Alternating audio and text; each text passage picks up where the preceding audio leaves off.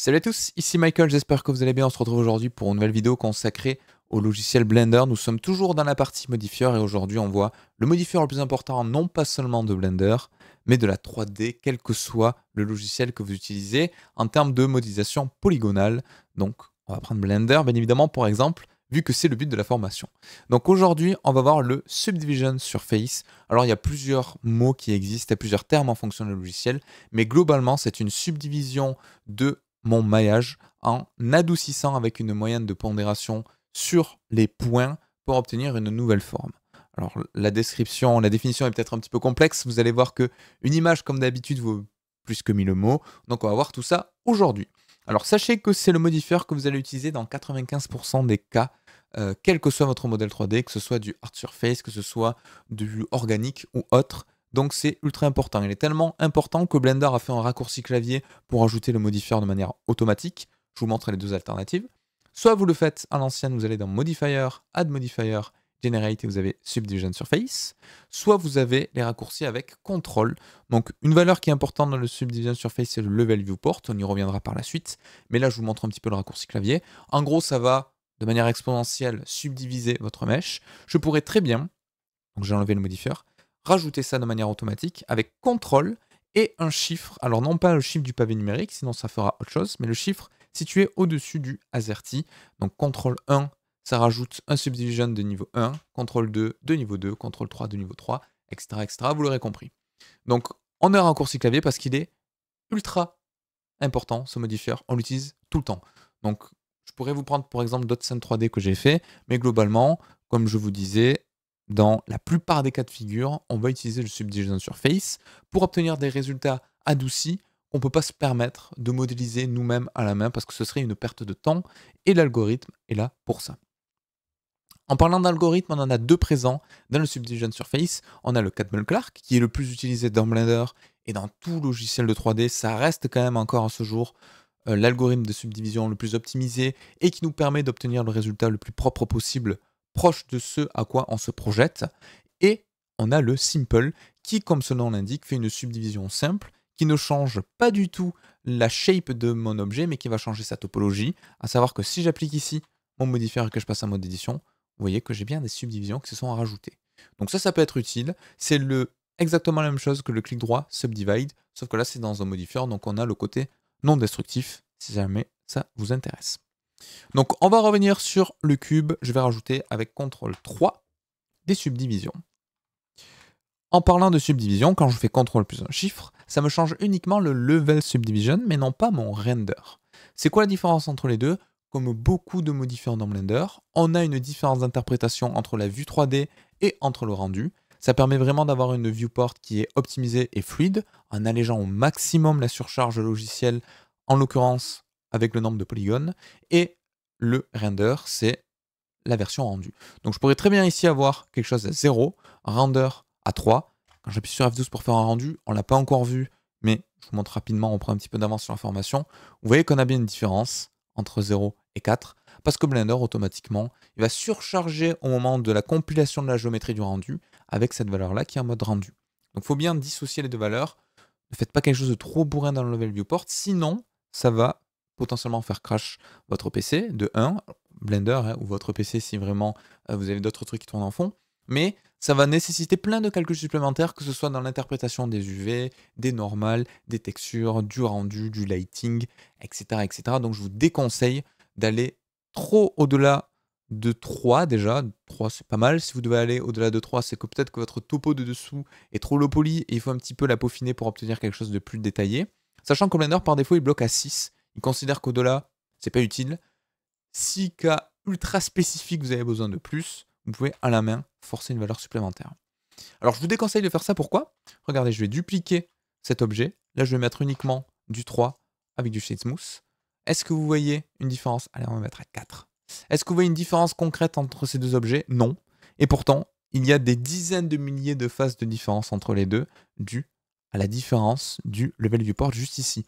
Donc le clic droit Shade Smooth qui permet d'adoucir les normales, ne l'oubliez pas, lui je peux le passer en flat. Et effectivement, bon, si je zoome, hein, je verrai qu'il y a beaucoup plus de faces, mais lui, vu qu'il est en smooth, mais il permet exactement d'obtenir visuellement le même résultat en ayant quelque chose d'optimisé. C'est une petite aparté, mais je trouvais ça important de sensibiliser là-dessus pour pas que vous vous retrouviez avec des scènes beaucoup trop lourdes. Tant qu'on passe un petit peu dans les options, on a le Optimal Display que j'aime pas trop, parce que quand on passe en vue wireframe, vous voyez que lui, il me fait une sorte d'approximation de mon ancienne shape, donc on retrouve bien hein, les formes principales ici, subdivisées, mais je vois pas vraiment l'incidence que ceci va avoir sur ma topologie. Donc moi souvent, notamment pour les vidéos, je le désactive, et ça permet vraiment de voir quelque chose, hop là, qui ressemble à ceci. Donc là, je vois bien la différence de topo entre les deux objets. Donc j'ai deux choses qui s'exécutent lorsque je fais un subdivision surface en mode Kellman-Clark. Une subdivision, donc une augmentation de la densité de la topologie, ainsi qu'une approximation en fonction des différents facteurs, mais globalement c'est un average, donc une moyenne de la position des points qui constituent ma géométrie, ainsi, il couple également un autre calcul qu'on verra plus tard, mais on a une notion de poids sur les points et sur les arêtes qui va venir influencer ma subdivision. Donc tous ces calculs permettent d'obtenir le résultat que vous avez sous les yeux.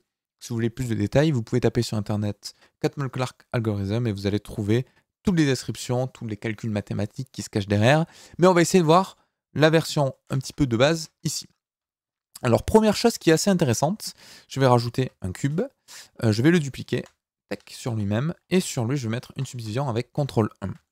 Une chose qui parfois surprenne un petit peu les gens et à juste titre, c'est que là on a demandé à Blender de faire une subdivision de niveau 1, donc on voit bien qu'on a nos anciens points, à savoir ces quatre là. Alors je suis en 3 dimensions, hein, mais on va considérer qu'on est sur un plan et le résultat ici, qui ont été poussés vers l'intérieur de mon objet. Donc ça, pour un algorithme d'adoucissement de shape, c'est normal. Mais en plus, vu qu'on a du 1 ici, il a subdivisé chacune de mes arêtes ici, pour ajouter une sorte de poids nécessaire pour avoir quelque chose de courbé. Donc vous allez voir que tout ça, on va le voir en détail. C'est assez complexe à expliquer, donc souvent, une image est beaucoup plus parlante, c'est pour ça qu'on va insister là-dessus. Une des choses qui peut prêter à confusion, c'est pourquoi, par défaut, déjà, on a cet écart-là, alors que, a priori, pour une subdivision à 1, je pourrais très bien obtenir quelque chose qui ressemble à ceci. Alors ça, c'est une valeur que vous pouvez changer si vous allez dans Advanced, parce que c'est pas non plus quelque chose qui est courant, mais je vous montre l'option. C'est ici le Use Limit Surface.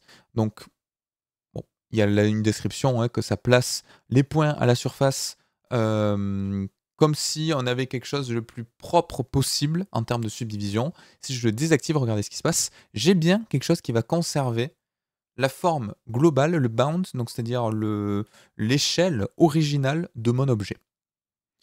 Malgré tout, c'est un petit peu un faux ami cette option-là, parce que quand je vais augmenter mon level viewport, plus je vais l'augmenter, et plus le Use Limit Surface va avoir une incidence anecdotique. Donc c'est normal, parce que plus je vais augmenter mon nombre de subdivisions, plus je vais avoir des points intermédiaires qui seront proches du centre, et plus du coup, ma forme adoucie va être rapprochée au centre de mon objet. Donc ça, c'est quelque chose qu'il faut appréhender. Vous allez voir que des fois, vous allez faire une modélisation, et le fait de rajouter des subdivision surface, ça vous change un petit peu le volume.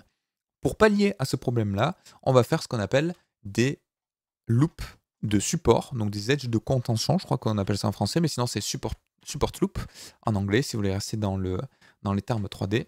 Alors je vais juste supprimer hop là, ceci, et rajouter avec CTRL 3, par exemple, hop là, une petite subdivision. Et maintenant, on va voir comment tout cela fonctionne. Donc vous voyez que plus je vais augmenter ça, plus on va se rapprocher d'une sorte de sphère, alors qui ne sera jamais une sphère parfaite, parce que là, vous voyez qu'ici, on a des sortes de pôles, hein, donc des petites étoiles en termes de topologie, qui sont en fait l'héritage de ces points-là subdivisés. Donc on n'aura jamais une sphère parfaite avec du subdivision surface. Si on veut une sphère à partir d'un cube, on est obligé de faire des subdivisions, de faire ce qu'on appelle un two-sphere, qui va sphériser mon objet, et ensuite rajouter éventuellement des subdivisions. Donc comment fonctionne l'algorithme?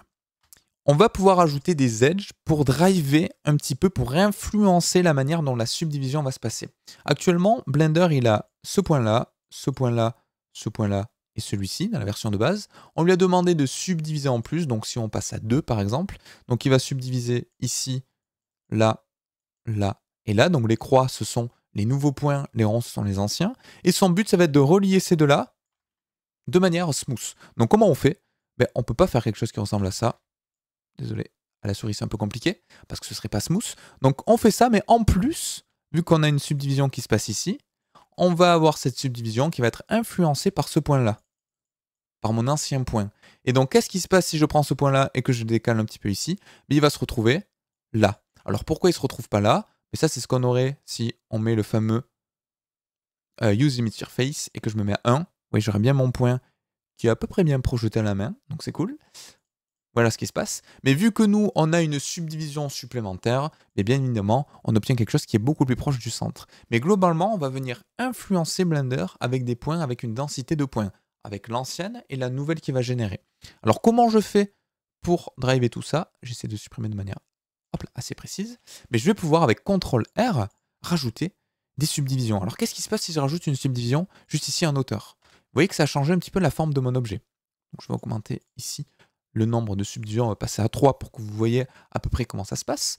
Vous voyez que là, on a quelque chose qui est beaucoup plus linéaire comparé au côté. Sur le côté, on a vraiment quelque chose qui est adouci, alors qu'en haut, on a quelque chose qui est un petit peu un plat, et ensuite quelque chose qui adoucit. Mais vu qu'on a rajouté des points là, mon algorithme de subdivision qui est à 3, vu que par défaut, ici, il a plus de subdivisions en haut, mais il va rajouter effectivement des points intermédiaires. Alors du coup, ça, c'est plus un nouveau point, c'est un ancien point. Puis il va en rajouter intermédiaire ici, intermédiaire ici. D'accord? Exactement pareil en bas, intermédiaire, intermédiaire. Donc vous voyez qu'il a beaucoup plus de nouveaux points en haut qu'en bas. Et du coup, quand je vais subdiviser, il a plus de points d'influence. Donc au lieu de faire quelque chose qui relie directement comme ça, mais il va être influencé par les nouveaux points intermédiaires.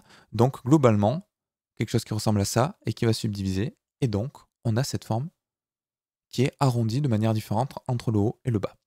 Alors c'est un petit peu difficile à imager, sur des exemples concrets ce sera beaucoup plus simple, mais si vous avez bien compris comment ça fonctionne, si je mets sur le côté, vous voyez que normalement on a exactement le même résultat, et si je fais une subdivision ici, que je la rapproche du bord, voilà ce qui se passe. Alors pourquoi ça fait quelque chose qui ressemble à ça? Mais parce que là, je vais forcer Blender à avoir une influence supplémentaire sur ce point-là.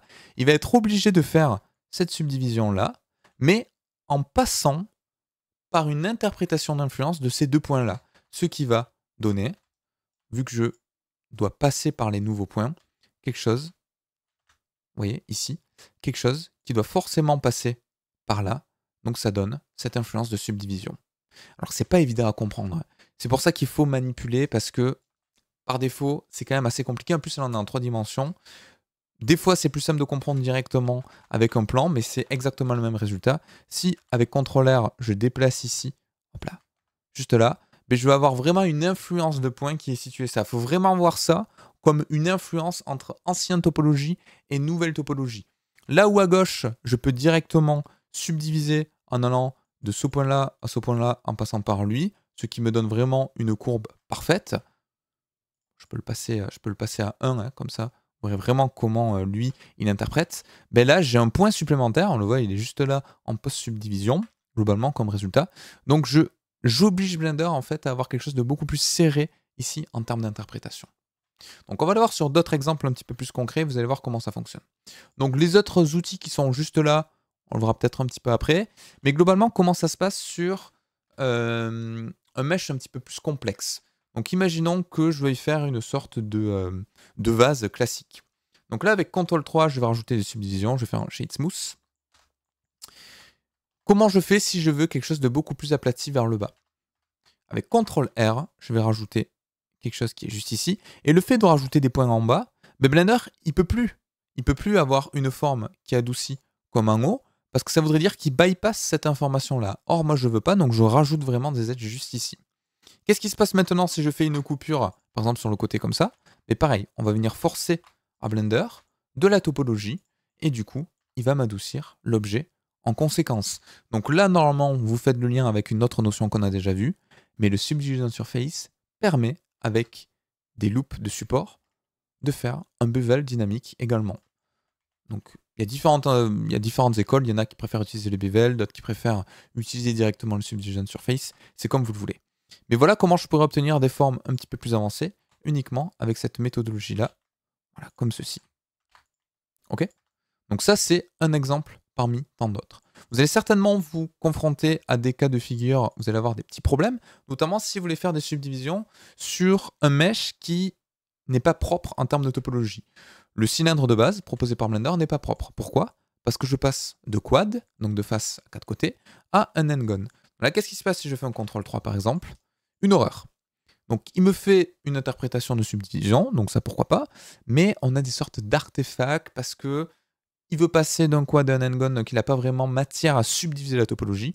Comment je peux faire pour corriger ça? Ben, je pourrais soit rajouter plein d'edges de support, voilà, ici. Vous voyez qu'au passage, si je superpose deux edges de support, ben Blender, en gros, il a, là où par défaut, il a un point là, il peut le relier comme ça. Si je rajoute des points intermédiaires, si je viens resserrer ce point-là, ben là où il avait toute cette distance pour faire mon arc, si mon point est beaucoup plus serré que j'en ai un autre ici, ben, je vais avoir un angle beaucoup plus fermé ici, et ensuite je vais avoir quelque chose de droit.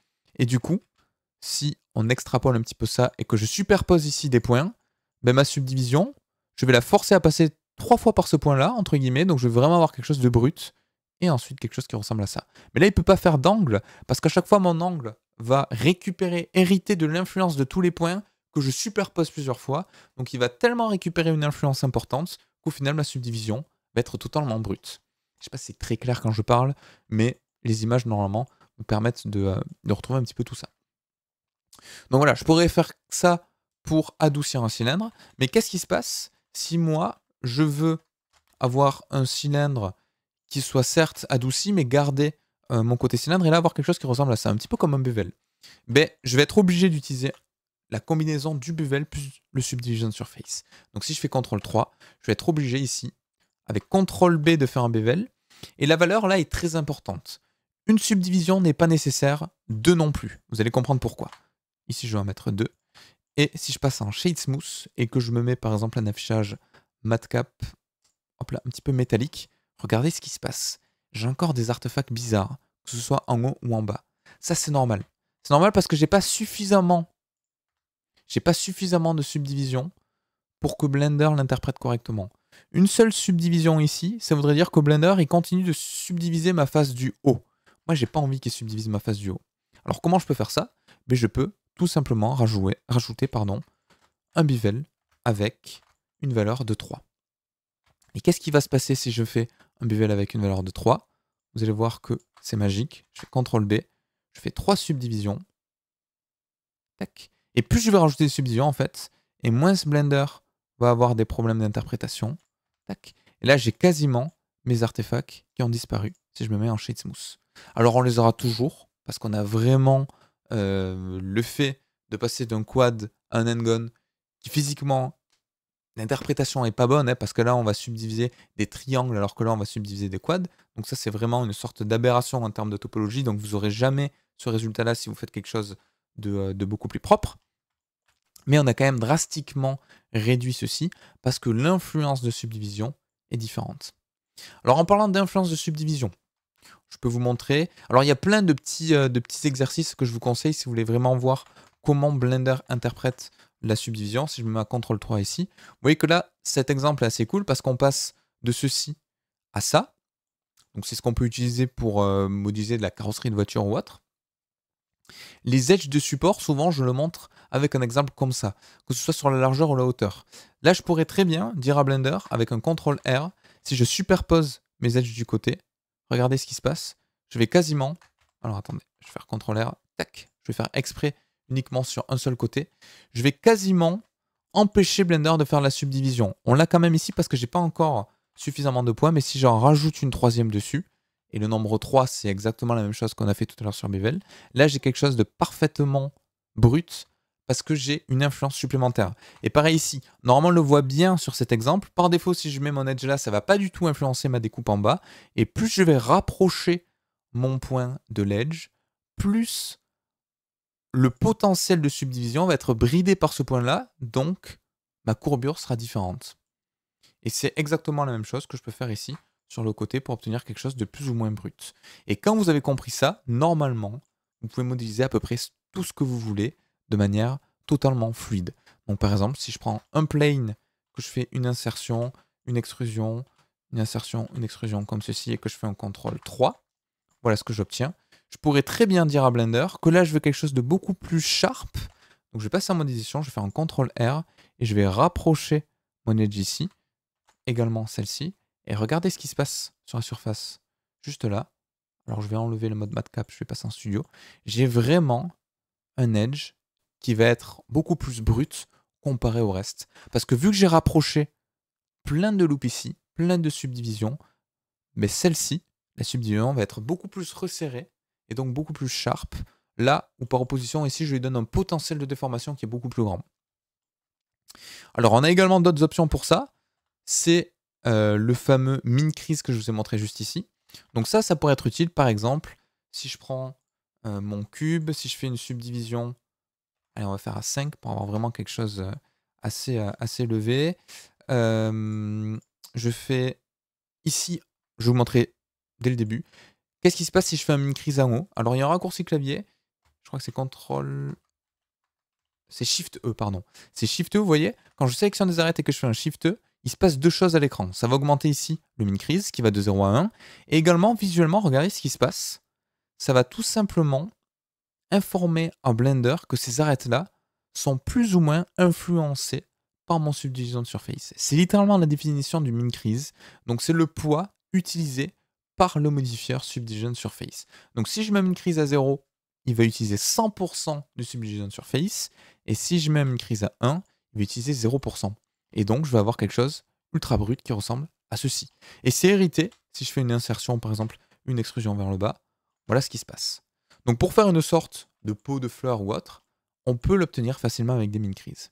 Si vous avez compris comment fonctionnent les edges de support, normalement, un exercice qui serait assez cool, que vous pouvez faire chez vous, c'est d'essayer d'obtenir exactement le même résultat, avec, hop là, la même valeur de subdivision, mais cette fois-ci sans min crease. Vous allez voir que c'est un petit peu plus galère, ça nécessite d'avoir des edges supplémentaires. Alors sans min crease, comment je devrais faire? Passer en vue du dessus, faire une extrusion ici, une autre extrusion vers le bas, mais c'est pas suffisant. Vous voyez, là, on a vraiment un résultat qui est différent. Donc, il faudrait que je rajoute des informations supplémentaires. Alors, notamment, une découpe ici sur le bord, une autre découpe sur l'extérieur juste là, des découpes à l'intérieur de mon objet pour obtenir cette partie-là. Et petit à petit, je pourrais obtenir plus ou moins la même valeur. Alors, j'ai pas la même insertion, c'est pour ça que j'ai pas la même chose. Mais vous voyez que globalement, on a une forme similaire. Mais j'ai dû rajouter plein de petites subdivisions pour que le Cadman Clark me l'interprète de la bonne manière. Et il suffit que j'enlève par exemple celle-ci, donc avec un X Dissolve Edge, et vous voyez que de suite, ma forme est totalement différente. Alors c'est la plupart du temps ce que je vais obtenir. Hein. Pour faire des vases ou autre, c'est quand même beaucoup plus intuitif d'utiliser cette technique-là. Mais le min crease, si vous voulez avoir quelque chose de sharp par endroit, mais vous pouvez automatiquement l'indiquer dans Blender. Ça vous permet d'économiser quelques polygones et d'avoir une maîtrise vraiment totale de ceci. Alors là, j'ai mis un min crease à 1, hein, mais je pourrais faire un intermédiaire pour obtenir un petit peu ce que j'ai à droite. Sachant que dans Blender, sur le Subdivision Surface, vous pouvez activer ou non l'interprétation de min crease. C'est toujours quelque chose qui est assez intéressant. On a également une valeur qui a quelque chose qui peut être assez cool, c'est le Boundary Smooth. Alors je vais repasser sur l'exemple de tout à l'heure, mais ça va indiquer à Blender que la subdivision doit uniquement se faire là où il y a une continuité de mon mesh. Si je me mets ici en Keep Corner, il va capter que ici, il n'y a pas de continuité de mesh, donc automatiquement, il ne va pas me faire de subdivision. Là où si je passe en All, il va me subdiviser l'intégralité de mon objet. Je vous le montre rapidement, c'est pas forcément quelque chose qu'on utilise régulièrement, mais sachez que ça existe. On a également tout ce qui est interprétation de normal, donc ça peut être assez intéressant. Donc si je prends par exemple mon cube, je vais faire hop là, des insertions comme ceci. Voilà, comme ça, je vais rajouter partout un petit bevel, comme ceci, et avec CTRL-3, je rajoute des subdivisions. Mais par défaut, Blender a une certaine interprétation à la fois de subdivision qui va être appliquée sur les normales et à la fois de subdivision sur le mesh. Alors on peut facilement voir ça avec un checker texture. Hop là, je vais passer en mode preview. Et très important, en texture coordinate, je vais passer en mode UV, comme ceci, et je vais mettre un scale qui ressemble à ça. Par défaut, vous voyez, Blender, il fait une sorte d'approximation assez étrange, parce que non seulement il subdivise le mesh, et en plus il va subdiviser les UV, de manière plus ou moins propre en fonction de ce que vous voulez faire.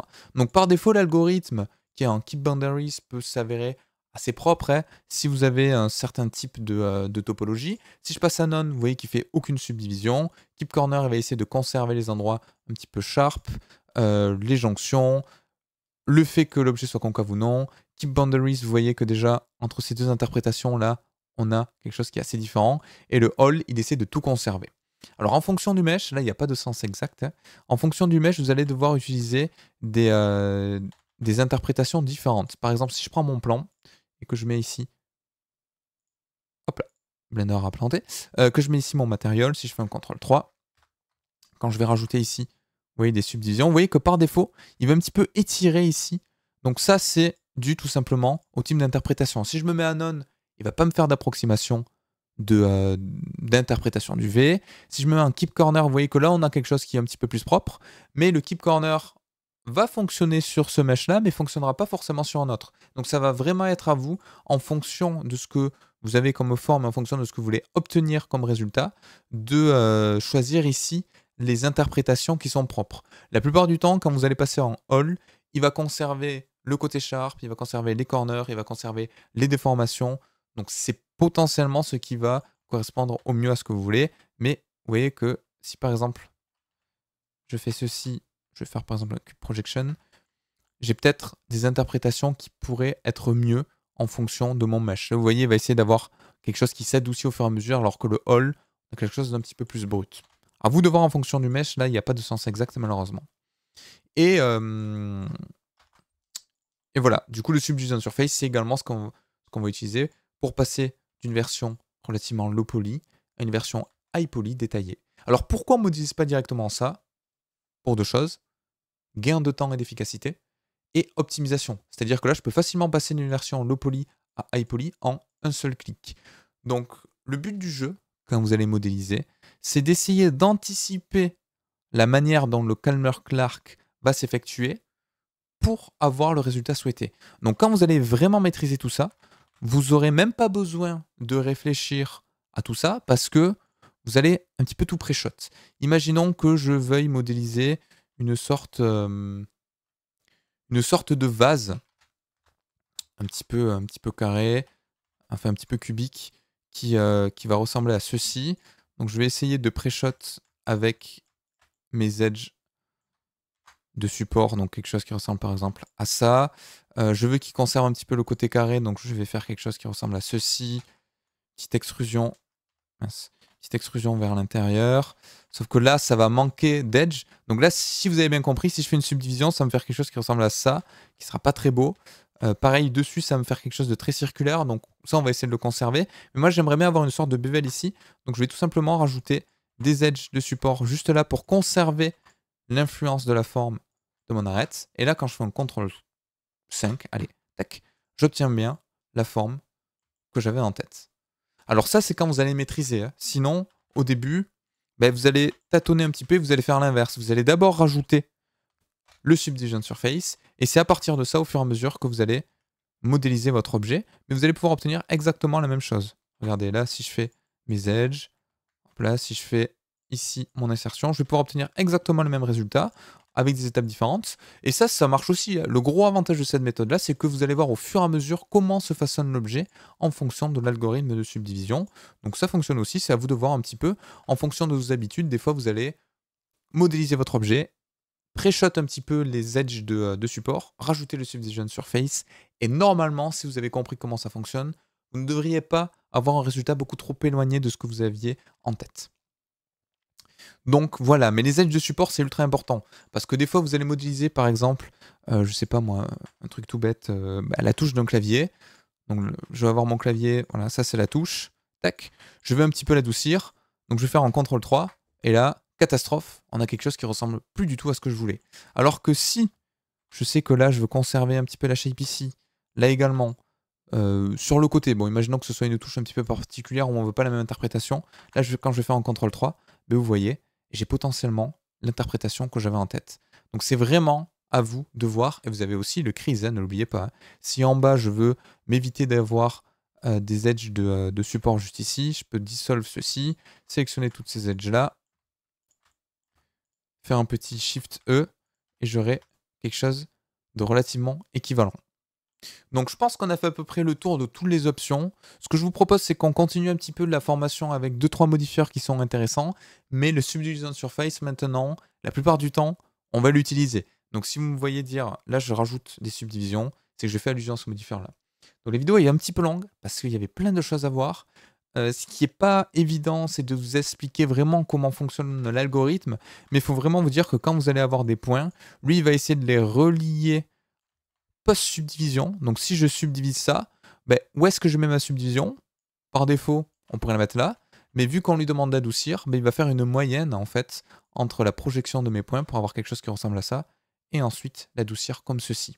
Et plus vous allez rajouter des subdivisions, plus vous allez avoir des points intermédiaires, et plus vous allez avoir quelque chose de souple.